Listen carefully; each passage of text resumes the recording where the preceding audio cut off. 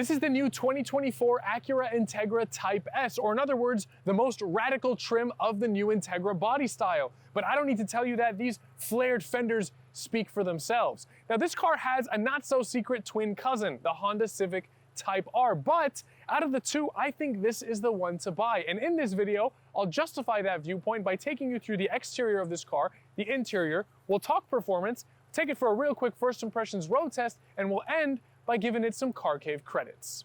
Let me start by talking you through the exterior design on the new Type S, and let's talk the differences between this and a standard Integra, because this really looks like you've pre-selected the most expensive body kit in a game of Need for Speed. You have a different front bumper with much larger vents that are fully functional. None of them are there just for the sake of aesthetics. You've got your Type S badge right there, and of course, Integra is stamped directly into the bumper. What you don't get on any other Integra is this slot in the hood. Again, fully functional.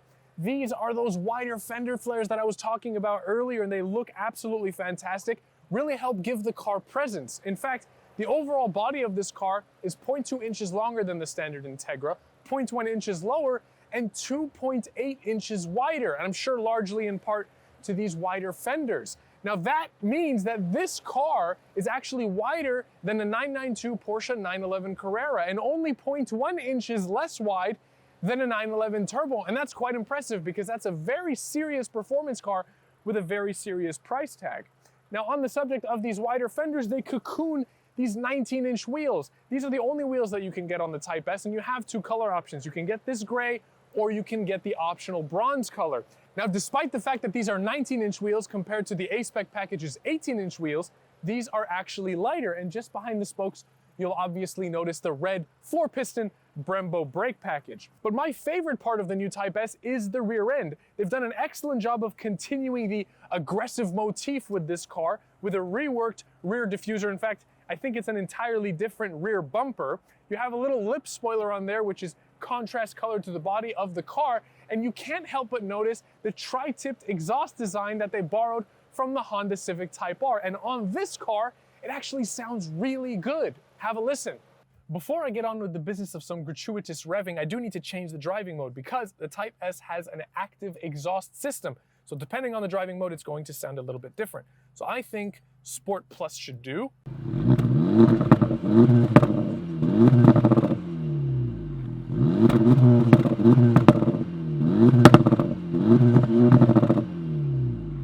Yeah, so the car actually sounds really good. Unfortunately, it does have a rev limiter, so that's going to stop you at around 3,500, 4,000 RPM. So you're not going to be able to rev it all the way to 7,000 because this car does go up to 7,000, where the standard Integra will stop you at 6,500.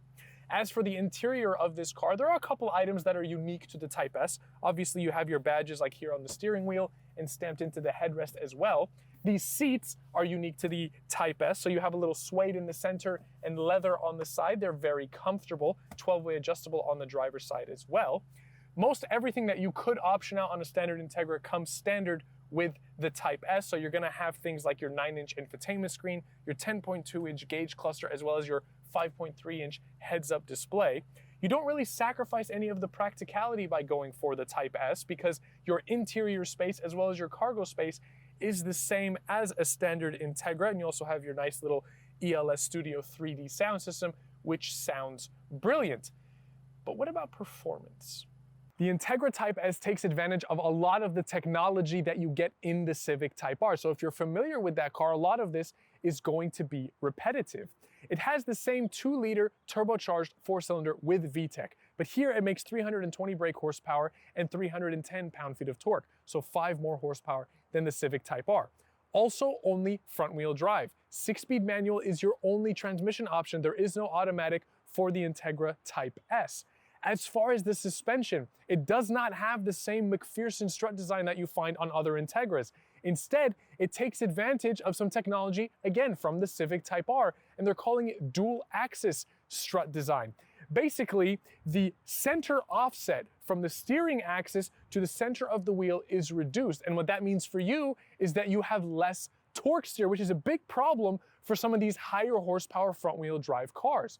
You also have those 4-piston Brembo brakes that I mentioned earlier. And as far as tires goes, you've got 265 width all the way around, as well as a limited slip differential. Let's not forget to mention that. As for a 0 to 60 time, I couldn't find an official figure that Acura is claiming, but considering that this car weighs 3,219 pounds, or only 21 pounds more than a Civic Type R, I would imagine that it's going to perform in a very similar fashion to the Type R, which was tested to do 0 to 60 in 5.1 seconds. Probably the biggest difference that you're going to notice on paper is the price. This Integra Type S has a starting MSRP of $50,800, so right around $7,000 more than a Civic Type R.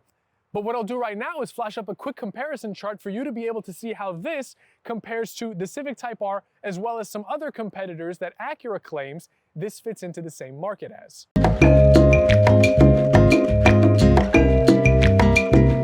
What I'd like to do now is take it out for a real quick first impressions road test to see what the car's like to drive.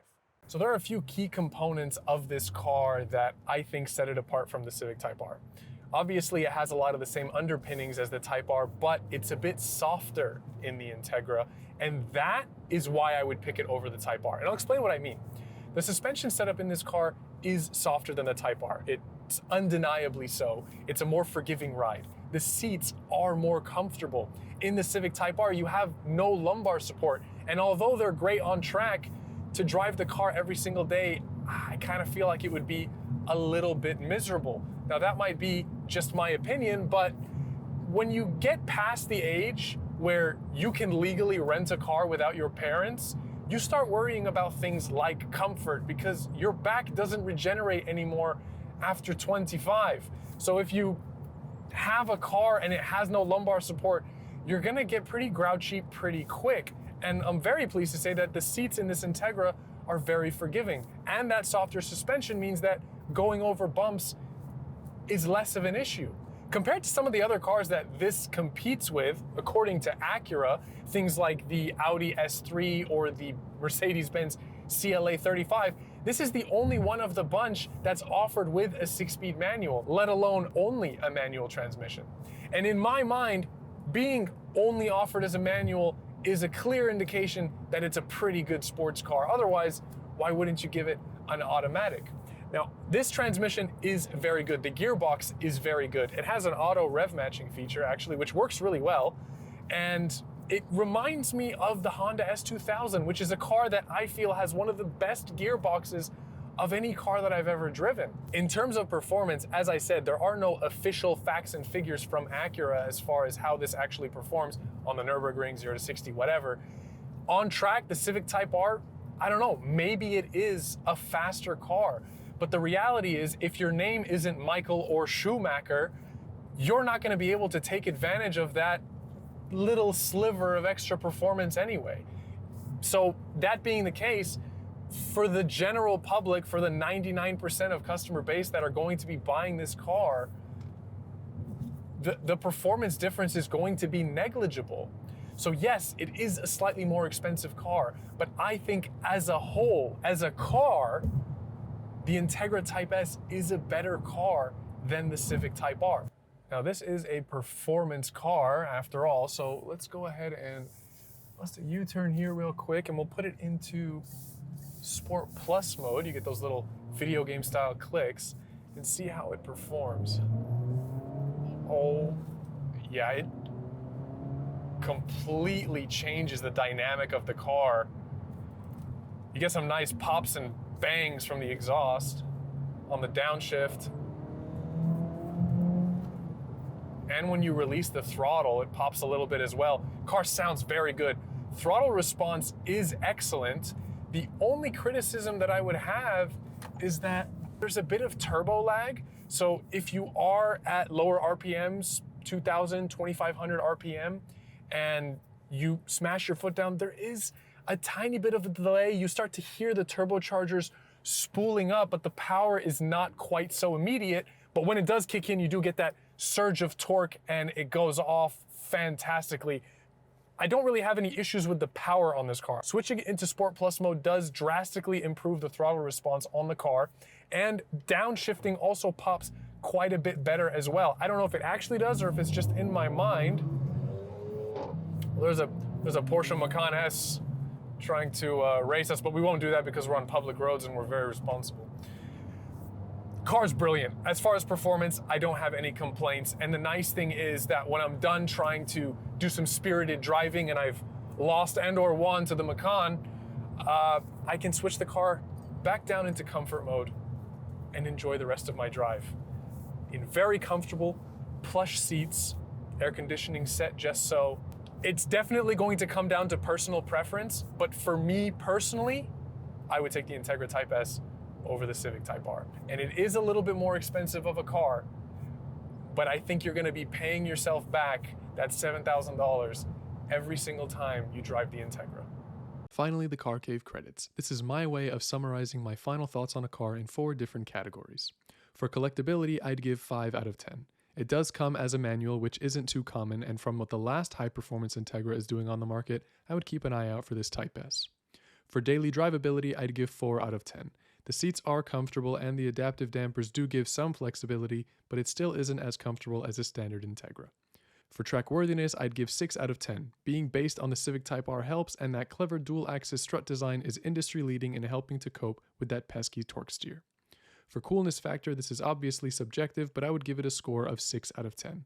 I love any car whose exhaust pops and bangs, and anything offered exclusively as a manual is noteworthy, especially in today's ever-electric self-driving world. This gives the 2024 Acura Integra Type S a total of 21 Car Cave credits. That's all I have for this video. A big thank you to DCH Acura in Tustin for loaning me this beautiful Integra Type S to do a video for you guys. I'll leave the links in the description below to their website and social media for you to go ahead and check them out. Otherwise, leave me a comment with your thoughts on the new Integra Type S. Do you like it? Yes or no? Would you take it over the Honda Civic Type R? And tell us why. Otherwise, leave me a like, subscribe to the channel to show your support, and hit the bell icon so that you don't miss a post. But until the next video, thank you again for watching and take care.